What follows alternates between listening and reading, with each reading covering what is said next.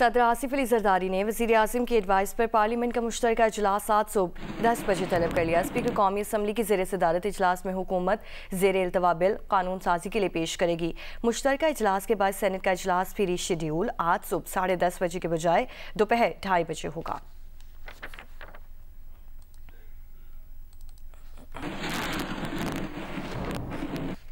America के सदर Donald Trump को पहला झटका। वफाकी जज ने शहरियत के पैदाइशी हक को मनसूख करने से मुतालिक सदर ट्रंप का हुक्मनामा आर्जी तौर पर मुअत्तल कर दिया। एरिजोना, इलिनॉय, ओरेगन और वाशिंगटन रियासतों ने अदालत के सामने मामला उठाया था। 25 मिनट समाअत में जज ने इंतजामिया के वकील से सवाल किया कि वकला कहाँ थे जब ट्रंप की टीम इस सदारती हुक्मनामे का मुसविदा तैयार कर रही थी। बोले, इस हुक्मनामे की आइनी हैसियत की वकालत के दावे ने दिमाग चकरा दिया। 14वीं आइनी तरमीम के तहत अमेरिका में पैदा होने वाला तकरीबन हर बच्चा ही खुद ब खुद शहरियत का हकदार करार पाता है। जज ने सदर ट्रंप का इक़दाम यकसर गैर आइनी करार दे दिया। मजीद कार्रवाई तक सदारती हुक्मनामा 14 रोज के लिए इल्तवा में डाल दिया।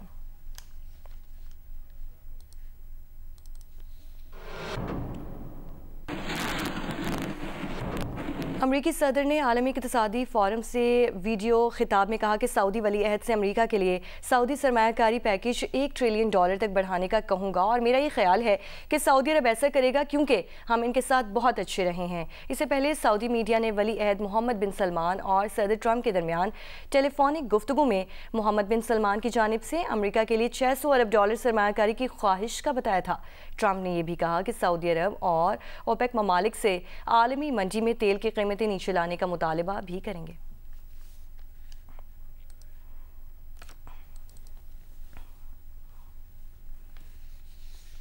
आगे बढ़ते हुए आपको बताएं कि ज़िला कुरम में 4 माह से रास्तों की बंदिश से जहां खुराक और इलाज मुआलजे में शहरियों को मुश्किलात का सामना है, वहीं सर्दी की शिद्दत से बचने के लिए जलाने वाली लकड़ी भी नायाब हो चुकी है। ओवरसीज़ पाकिस्तानियों के वीज़े और टिकट भी ज़ाया हो चुके हैं। मज़ीद बताएंगे अली अफजल अफजाल।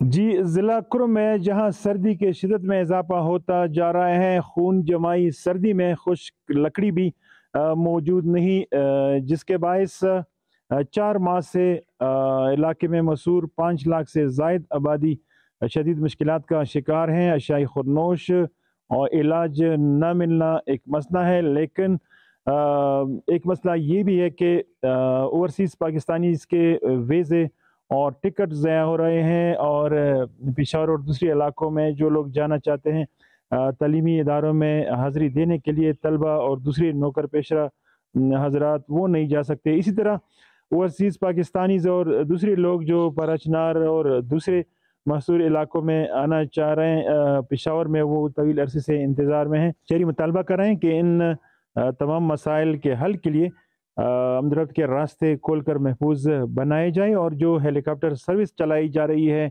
परवाज़ों में इजाफा किया जाए ताकि अवामी मुश्किलात में कमी आ सके। ज़िला इंतज़ामिया का कहना है कि कन्वाइयों के ज़रिए मसले के हल की कोशिश की जा रही है और साथ साथ अद्वियात पहुँचाने और मरीज़ों को पेशावर शिफ्ट करने के लिए हेलीकॉप्टर सर्विस भी चलाई जा रही है।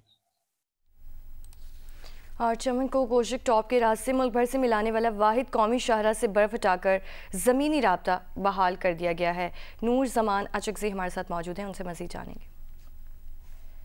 जिस वक्त मैं कोयटा चमन शाहरा M25 पर मौजूद हूँ, कोयटा टॉप का ये इलाका बर्फबारी से गुज़श्ता रोज़ मुतासर हुआ था। कई रातों तक ये शाहरा हर किस्म की ट्रैफिक के लिए बंद भी हुआ था। मुख्तलिफ जो रेस्क्यू टीमें थी उन्होंने इस शाहरा को 30 किलोमीटर के इलाके में जो स्नो रिमूवल मशीनरी का इस्तेमाल करते हुए सड़क को दोनों जानब से साफ करके अमदरफ्त के मुकम्मल तौर पर बहाल कर दिया। आप देख सकते हैं कि न सिर्फ छोटी गाड़ियाँ बल्कि हैवी ट्रैफिक भी इस शाहरा से गुजर रही है, जो कि खासकर सेंट्रल एशिया और अफगानिस्तान को लिंक करता है। कराची कोयटा से होते हुए चमन और पाक अफगान सरहद तक ये रूट जाता है। लेकिन इस शाहरा को 2022, 23 और 24 के सैलाब में बुरी तरह नुकसान पहुंचा है, जो अमदरफ्त के लिए खतरनाक भी है, चूँकि मुख्तलिफ हादसात भी रुनुमा थे। लेकिन बर्फबारी के दौरान चूँकि जो मुतासर है इससे उसकी निशानदेही के लिए जो बोर्ड आवेजा किए जाते हैं वो भी नहीं लगाए जा सके। लीज खान का कहना है कि चूंकि NHA ने पिछले 2 सालों के दौरान इस शाहरा की तामीर और मरम्मत के लिए खासकर बर्फबारी के दौरान जो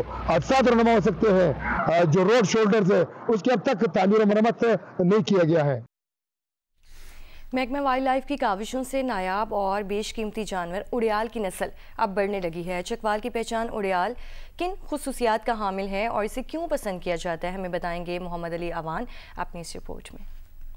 ये खूबसूरत मनाजिर हैं सॉल्ट रेंज में वाक़े बुलंदोबाला संगलाख चट्टानों के, जहां बसेरा है फुर्तीले बर्क रफ्तार लंबे सींगों वाले जानवर उड़ियाल का, जिसे जिला चकवाल की पहचान कहा जाता है।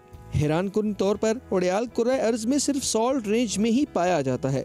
माजी में इसका गैर कानूनी शिकार जोरों पर रहा, जिस पर अब काफी हद तक काबू पा लिया गया है। नेशनल पार्क है, इधर कोई बंदा भी शिकारी घुस आए तो हमें फ़ौरन इत्तला मिल जाती है, क्योंकि यहाँ गांव वाले लोग हमें फ़ोन कर देते हैं कि आ जाएं, शिकारी इधर कोई शिकार कर रहे हैं। उड़ियाल की खुराक जंगली जड़ी बूटियाँ वगैरह ही होती हैं। इसकी खुसूसियात एक पहाड़ से दूसरे पहाड़ तक कूदना और खुद को इन वादियों में छुपाए रखना है। हम यहाँ 24 घंटे मौजूद होते हैं। कोई भी अगर अनलीगल शिकारी हमें पता चल जाए, हमारे साथ मकामी लोग तावन करते हैं। हम उन्हें कंट्रोल करने के लिए हम उन्हें जुर्माना फाइन जो वो कराते हैं। गैर मुल्की शिकारी कानूनी तौर पर उड़ियाल की ट्रॉफी हंटिंग में बढ़ चढ़कर हिस्सा लेते हैं। सॉल्ट रेंज के इस मकाम पर पंजाब उड़ियाल की नस्ल में होने वाले बतदरीज इजाफे को अहले इलाका ने महकमा वाइल्ड लाइफ की काविश को सराहते हुए काबिल इस्ताइश करार दिया। कैमरा टीम के साथ मोहम्मद अली अमान, जियो न्यूज़, चकवाल। अभी आपको बताएं कि भारतीय साख्ता मोबाइल फ़ोन समेत दीगर आलात पाकिस्तान की साइबर सिक्योरिटी के लिए ख़तरा है। रोज़नामा जंग की रिपोर्ट के मुताबिक फ़ेक वेबसाइट्स, एप्पल तर्ज के पोर्टल तक रसाई, हसास डेटा चुराया जा सकता है। पाकिस्तानी सार्फिन के लिए हारिस काबीना डिवीज़न ने वफाकी वजारतों, डिवीजन्स और तमाम सूबाई सेक्रेटरीज़ को मुरासला भेज दिया। पाकिस्तानी सार्फिन का डेटा इकट्ठा करने और वायरस की मौजूदगी, जबकि प्रोडक्ट्स की तैयारी में हार्डवेयर सॉफ्टवेयर के साथ वायरस की मौजूदगी का भी खदशा है।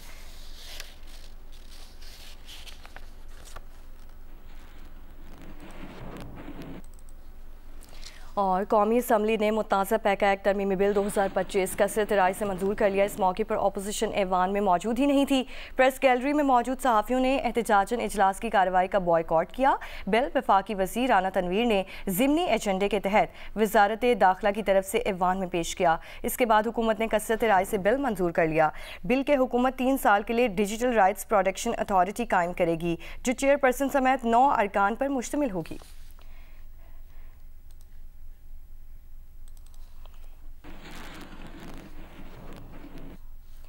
आगे बढ़ते हुए आपको बताएं कि कौमी असम्बली की कायमा कमेटी दाखिला से मुतनाज़ पैका एक्ट तरमीमी बिल की मंजूरी के दौरान PTI और PPP अरकान ने मुखालिफत की है। ताहम पीपल्स पार्टी ने वोटिंग के मौके पर भी बिल के हक में वोट दिया है। आप देखिए एजाज सैयद की रिपोर्ट। कौमी असम्बली की कायमा कमेटी दाखिला से मुतनाज़ा पीका एक्ट तरमीमी बिल पर बहस के दौरान PTI और PPP अरकान ने इसकी मुखालफत की। ताहम पीपल्स पार्टी ने बिल के हक में वोट दिया। PTI की जरताज गुल का कहना था कि पीका एक्ट तरमीमी बिल उजलत में मंजूर किया जा रहा है। इस बिल का मकसद सोशल मीडिया पर आज़ादी इजहार की आवाज़ों को दबाना है।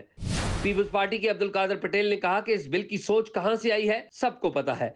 चेयरमैन कमेटी राजा खुर्रम नवाज ने कहा कि सोशल मीडिया पर कौमी इदारों के खिलाफ मुहिम चलाई जाती है, जो मुनासिब नहीं। पीपल्स पार्टी के अब्दुल कादर पटेल ने कहा कि बिल उजरत में मंजूर कराया जा रहा है, ताहम यह हुकूमत का इस्तेहकाक है। आगा रफीउल्लाह ने कहा कि इस बिल में सजाएं ज्यादा हैं, मगर इसे मंजूर होना चाहिए। कमेटी इजलास से PTI अरकान ने एहतजाजन वॉकआउट कर दिया। इसी दौरान कमेटी ने पीका तरमीमी बिल की मंजूरी दे दी। मीडिया तंजीमों की जॉइंट एक्शन कमेटी ने पैका एक्ट में तरमीम के बिल को मुस्तरद कर दिया। जॉइंट एक्शन कमेटी की जानिब से जारी बयान में कहा गया कि पैका एक्ट में तरमीम सहाफ़ी तंजीमों की मुशावरत के बगैर की जा रही है। पैका एक्ट में तरमीम का मुसविदा अब तक शेयर नहीं किया गया। Joint action committee PFUJ, PBA, CPNE, एमेंट और APNS पर मुश्तमिल है। कमेटी ने कहा है कि सेनेट में बिल पेश होने की सूरत में इजलास के मौके पर एहतजाज किया जाएगा और मुल्कगीर एहतजाज की कॉल भी दी जाएगी। इस्लामाबाद में बड़ा एहतजाजी मुजाहरा होगा, जिसमें तमाम सहाफ़ी तंजीमें शरीक होंगी। एहतजाजी मुजाहरों में शिरकत के लिए वकला, इंसानी हुकूक की तंजीमों, सिविल सोसाइटी और सियासी जमातों को भी मदऊ किया जाएगा। जॉइंट एक्शन कमेटी ने पैका एक्ट तरमीमी बिल की हतमी मंजूरी के बाद उसे अदालत में चैलेंज करने का भी फैसला किया है, जिसके लिए वकला से मुशावरत शुरू कर दी गई है। जॉइंट एक्शन कमेटी ने एक बार फिर अपने इस मौक़िफ़ को दोहराया कि सहाफ़ी तंजीमें किसी कानून के मुखालिफ नहीं, लेकिन मुशावरत के बगैर की जाने वाली कानून साजी को किसी सूरत कबूल नहीं किया जा सकता।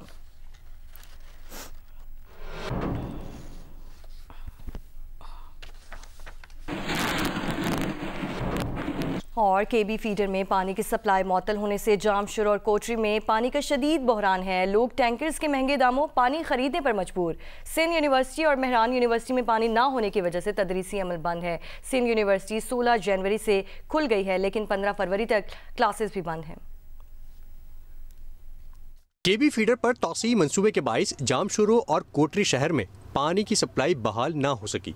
सप्लाई मुअत्तल होने से जामशुरू और कोटरी की लाखों आबादी को पानी की शदीद किल्लत का सामना है। हमारे कल पानी नहीं है, हम नहीं कपड़े धो सकते हैं, नहीं अपने नहा नहीं सकते हैं। पैसों से पानी खरीद रहे हैं, हम बहुत परेशान हैं, इतने परेशान कि हम बता नहीं सकते। 4-5 हज़ार का एक टैंकर है और जो पार्टी के लोग हैं, पैसे वाले हैं, वो तो खुद उनको पार्टी की तरफ से मिलता है और गरीब लोग ऐसे भुगत रहे हैं। डिप्टी कमिश्नर जामशुरू गजनफर कादरी का कहना है कि जामशुरू, कोटरी और भुलारी की म्यूनिसिपल कमेटियों को पाबंद किया है कि टैंकर से पानी फराहम किया जाए। पानी का टैंकर 1600 से 2200 के हिसाब से पहुंचाया जाए।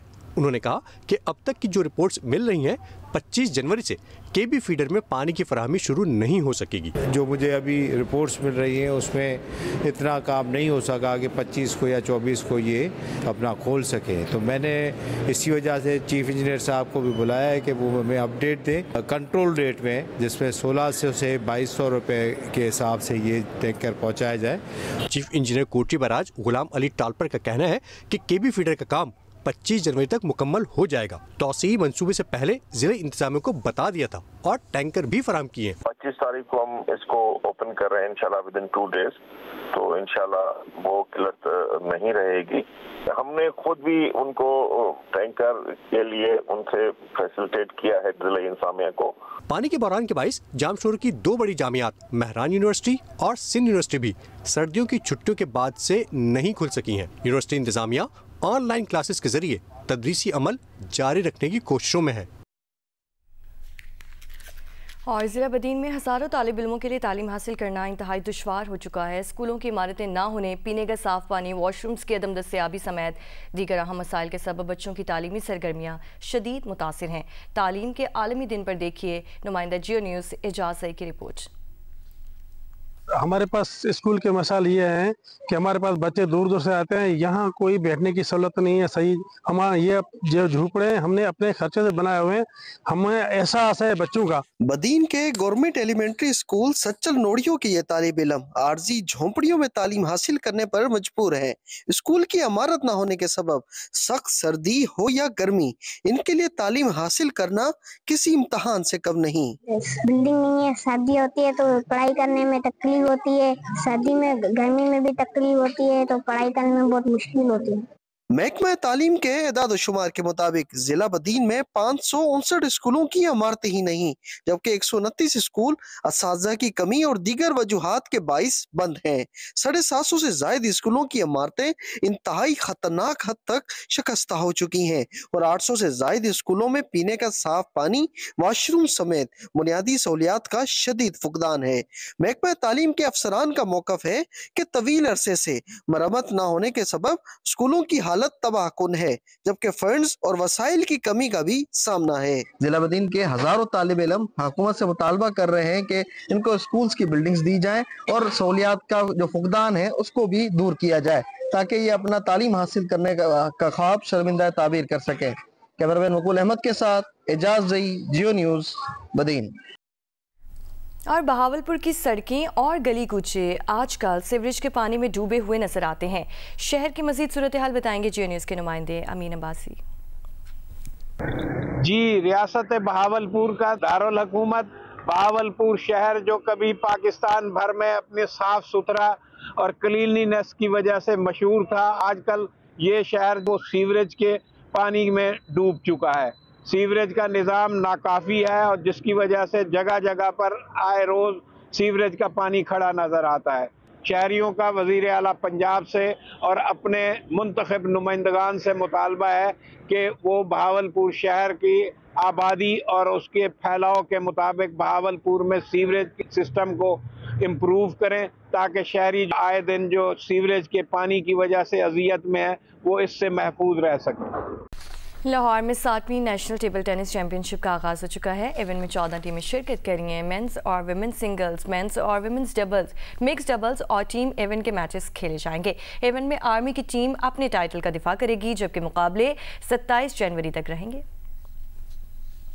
नश्तर स्पोर्ट्स कॉम्प्लेक्स लाहौर में नेशनल टेबल टेनिस चैंपियनशिप में सदर पाकिस्तान ओलंपिक एसोसिएशन आरिफ सईद मेहमान खुसूसी थे, जिन्होंने टेबल टेनिस खेलकर चैंपियनशिप का आगाज किया। इस मौके पर नुमाइशी मैच भी खेला गया। इवेंट के मुकाबले 23 से 27 जनवरी तक जारी रहेंगे। चैंपियनशिप में 4 सूबों इस्लामाबाद, गिलगित बल्तिस्तान और आज़ाद कश्मीर समेत 7 डिपार्टमेंट्स की टीमें शरीक हैं। मेंस और विमेंस सिंगल्स, मेंस और विमेंस डबल्स, मिक्स डबल्स और टीम इवेंट के मैचेस खेले जाएंगे। इवेंट में आर्मी की टीम अपने टाइटल का दिफा करेगी। पाकिस्तान ओलंपिक एसोसिएशन के सदर आरिफ सईद का कहना है कि यूथ प्रोग्राम के मुकाबले वक्त की अहम जरूरत है। हर खेल की बुनियाद ग्रास रूट्स है।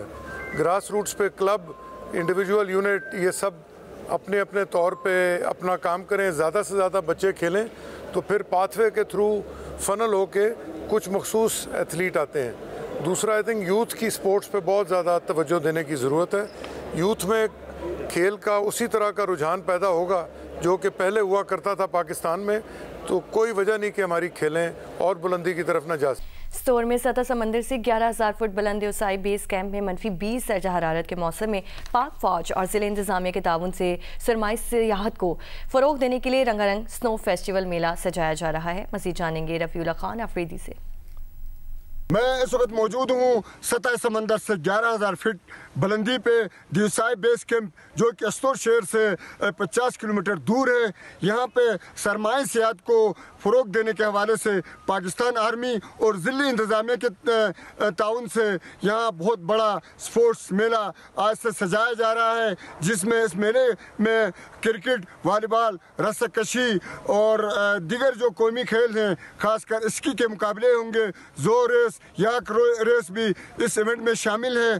और यहाँ पे लोकल सकाफत को उजागर करने के हवाले से ARSP और दीगर इदारों की तरफ से यहाँ स्टॉल लगाए जाएंगे। और साथ में इस इवेंट में म्यूजिकल शो और दीगर इवेंट भी शामिल है। साथ में यहाँ सर्द मौसम, जो कि इस वक्त भी दर्जा हरारत -20 तक गिर चुका है और यहाँ बर्फ़ 1 से 2 फीट के करीब बर्फ़ मौजूद है। इस बर्फ़ और सर्दी में लोगों को अपने लहू को गरमाने के लिए एक बेहतरीन मौका यहाँ पे मिल रहा है। बेनज़ीर इनकम सपोर्ट प्रोग्राम के तहत ख़वातीन को माली इमदाद की वसूली के लिए बनाए गए सेंटर्स पर शदीद परेशानी का सामना है। ख़वातीन का कहना है कि सेंटर्स पर तैनात अमला बगैर रिश्वत लिए इन्हें अदायगियाँ नहीं करता। फैसलाबाद से देखिए इरफानुल्लाह की रिपोर्ट। फैसलाबाद में बेनज़ीर कफालत प्रोग्राम के तहत माली इमदाद की वसूली के लिए मुस्तहिक ख़वातीन को कई दिन अदायगी सेंटर्स का चक्कर लगाना और घंटों इंतजार करना पड़ता है। ख़वातीन को शिकायत है कि रकम की अदायगी के लिए रिश्वत देने पर मजबूर किया जाता है। भाई पैसे भी लेते हैं और पैसे लेके अंदर लेके जाते हैं, उनको मिलते हैं पैसे, हम लोगों को नहीं मिलते। हमें धक्के मुक्के और जलील करके कह देते हैं 5 बजे का टाइम हो गया, खत्म हो गया, डिवाइड नहीं चल रही। बेनज़ीर सपोर्ट के पैसे लेने आए हैं हम। सुबह के आगे बैठते, रोज आते हैं, टोकन लगा देते हैं, फिर कहते हैं इसको कैंसिल कर दो और नया टोकन लो, और पैसे लेते हैं और फिर उनको पैसे देते हैं, रिश्वत लेते हैं 1000-1500। जियो न्यूज की निशानदही पर मौका पर पहुंचने वाले असिस्टेंट कमिश्नर कहते हैं कि रिश्वत वसूली समेत तमाम शिकायत का इजाला किया जाएगा। और यहाँ पे चेयर लगाए गए हैं, उन पे बिठा के अपनी बारी के हिसाब से सबको मिलेंगे। और इसके साथ जो यहाँ पे एजेंट बैठे हुए उसमें इजाफा करेंगे। एक और शिकायत जो आ रही वो बैंक की तरफ से आ रही कि बैंक के जो ट्रांजैक्शंस है वो स्टार्ट लेट होती है। वो कोशिश करेंगे कि कल 9 बजे से इंशाल्लाह वो ट्रांजैक्शन स्टार्ट होंगे, तो इससे वो रश भी कम हो जाएगा। मुस्तहिक ख़वातीन का मुतालबा है कि बेनज़ीर कफालत प्रोग्राम के तहत अदायगियों के निज़ाम को शफाफ और सहल बनाने के लिए फौरी इक़दाम किए जाएं। कैमरामैन अली असलान और मोहम्मद उस्मान के साथ इरफानुल्लाह, जियो न्यूज़, फैसलाबाद। और जैकबाबाद में इंटर की तालिबा वज़ीरा सबायो डॉक्टर बनना चाहती है, लेकिन घर के हालात आला तालीम की इजाज़त नहीं दे रहे। वालिद के इंतकाल के बाद सिर्फ एक भाई है जो परचून की दुकान पर काम करता है। भाई का सहारा बनने और तालीमी अखराजात पूरे करने के लिए ये होनहार तालिबा सिंधी टोपियाँ बनाती हैं और पढ़ाई का सिलसिला जारी रखे हुए है। लेकिन कभी टूटता और कभी जुड़ता ये सिलसिला कब तक जारी रहता है वो खुद भी नहीं जानती। मुकेश रुपैदा की रिपोर्ट। जैकबाबाद के गांव गड़ी सबायो की 15 साल वजीरा को इल्म का हसूल मुश्किल से मुश्किल तर होता नजर आ रहा है। वालिद जिंदा थे तो लाड प्यार उठाते और तालीमी अखराजात भी अच्छे से पूरे करते थे, लेकिन अब ऐसा नहीं। वो कॉलेज आने जाने समेत दीगर अखराजात मुश्किल पूरा कर पाती है। हाथ से सिंधी टोपियां बनाकर मिलने वाली मामूली उजरत उसके डॉक्टर बनने के ख्वाब शायद ही पूरे कर सके। मेरे बाबा की यही ख्वाहिश थी और मेरी भी यही ख्वाहिश है कि मैं आगे जाके डॉक्टर बनूं, अपनी तालीम जारी रखूं, लेकिन ऐसे हालात देखे जा रहे हैं कि पैसे खाने के लिए नहीं है, तो हम अपनी तालीम कैसे पूरी करें। हमारे आपसे गुजारिश है कि हमारी मदद करें ताकि हम अपनी तालीम पूरी कर सकें। वजीरा के भाई अली हैदर का कहना है कि वालिद के इंतकाल के बाद अक्सर घर में खाना पकाना भी मुश्किल हो जाता है। ऐसे में बहन के आला तालीमी अखराजात कब तक पूरे होते हैं ये तो कोई नहीं जानता। मेरे अब्बू का ख्वाब था उसे डॉक्टर बनाने का, मेरे पास अभी उसके किराए का भी पैसे नहीं है, तो मैं उसे डॉक्टर कैसे बनाऊंगा। सिंध के जिला जैकोबाद में बच्चियों की तालीम में गुर्बत और घरेलू हालात बड़ी रुकावट है। बच्चियों की तालीम पर काम करने वाले एक गैर सरकारी इदारे के एदाद व शुमार के मुताबिक जैकोबाद में बच्चियों की नस्ब तादाद ही 10 गाहों तक पहुँच पाती है।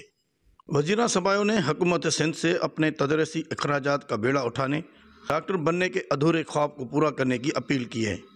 कैमरामैन शबीर खोसो के साथ मुकेश रुपेता, जियो न्यूज़, जैकोबाद। और वापडा की जानिब से तरबेला डैम की गोल्डन जुबली के मौके पर 5वीं तौसी मंसूबे पर काम जारी है। तफसीलात नौरीन सलीम चंजुआ की रिपोर्ट में। ज़रई और पावर सेक्टर में तरबेला डैम 50 साल से अहम किरदार अदा कर रहा है। सालाना 8.18 मिलियन एकड़ फीट ज़रई जमीन को पानी फराहम करने के साथ 16.1 बिलियन किलोवाट बिजली भी पैदा कर रहा है। डैम की पैदावारी सलाहियत बढ़ाने के लिए इस 50 साला मौके पर 5वें तौसी मंसूबे पर काम जारी है। ये चूँकि एक क्लीन, नीट और ग्रीन एनर्जी है और सस्ती बिजली है, तो लाजमी बात है जो नेशनल ग्रिड में ये शामिल होगी। एक तो इसकी एनवायरमेंटल फ्रेंडली है, क्लीन और ग्रीन है, और एक सस्ती बिजली है ये हाइडल वाली। तो जो आवाम का लाजमी बात है जो एनर्जी मिक्स होगा उस पर इसका एक पॉजिटिव इम्पैक्ट होगा। 5वें तौसी मंसूबे के लिए funding world bank, Asian infrastructure investment bank और वापडा मिलकर कर रहे हैं।